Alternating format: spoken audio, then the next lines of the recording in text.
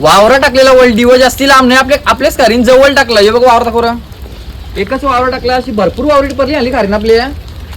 मस्त जेवाची सोय ना एकदम कडकडीत झालेली. हे बघा चिवणी कशी ही कडकडीत गाबोलीची चिवणी, गाबोलीची मोठी चिवणी आहे बघा.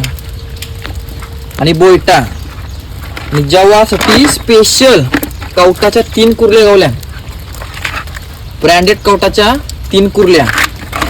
आणि चिवणी बघा मस्त भेटली आहे. आत्ताच टाकला, अर्धा एक तास झाला असेल.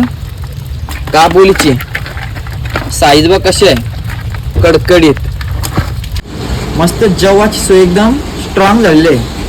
गाबोलीची बघा कशी आहेत,